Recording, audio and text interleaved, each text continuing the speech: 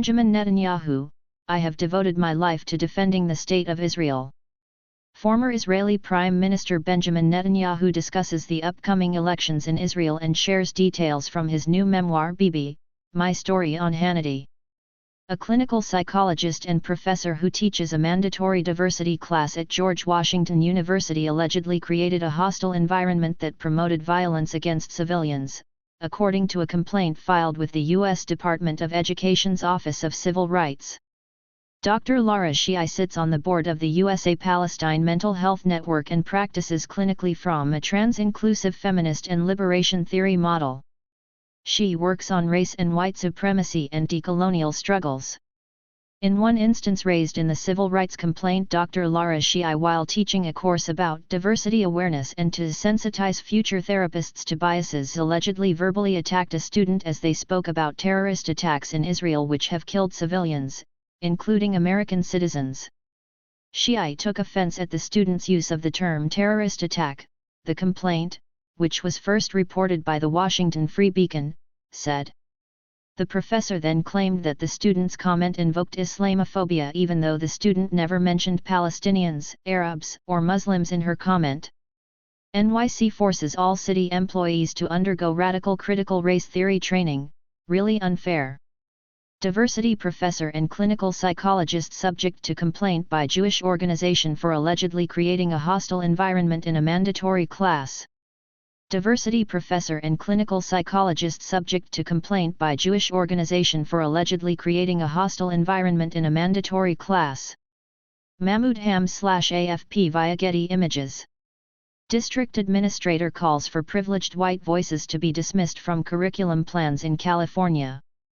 Dr. Shii also brought in a speaker who advocated violence against Israelis and by extension Jews, the complaint said.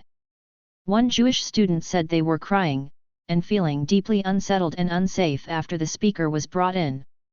According to the complaint, when a student told Shii they felt unsafe in a program that would invite a speaker who endorsed violence against Israeli civilians and who, therefore, may celebrate the murder of her Israeli relatives.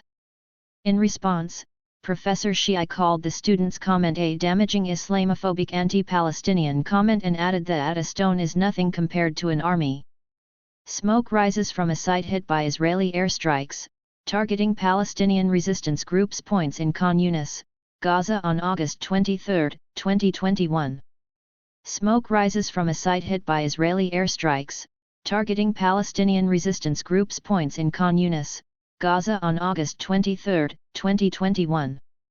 Ashraf Amra/Anadolu Agency via Getty Images. The fact of the matter is that a speaker was brought in by Shii that advocated violence against Israelis and by extension Jews and that is anti-Semitic, yet is being explained away, the student said. The complaint said the professor retaliated against them when they made complaints to the university.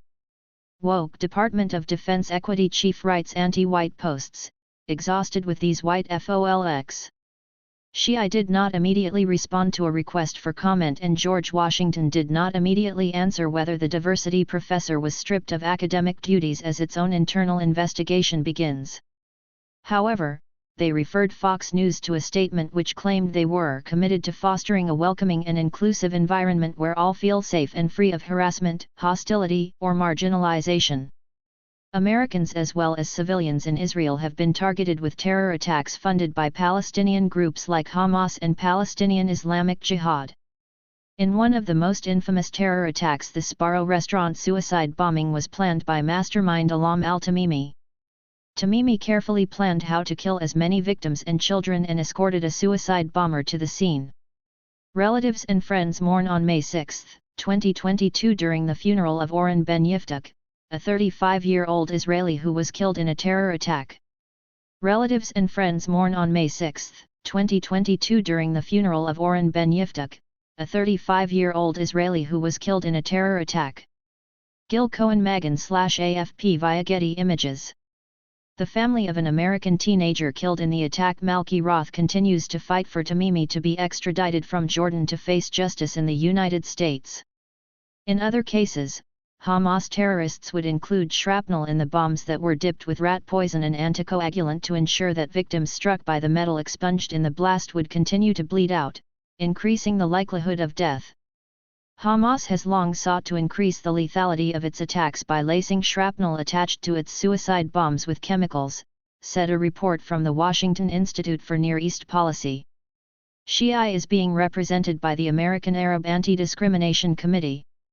In a statement, they said Shia was being wrongfully accused of discrimination and anti-Semitism due to a larger campaign that is politically and ethnically motivated against Dr. Shia because of her scholarship and political activism outside the classroom.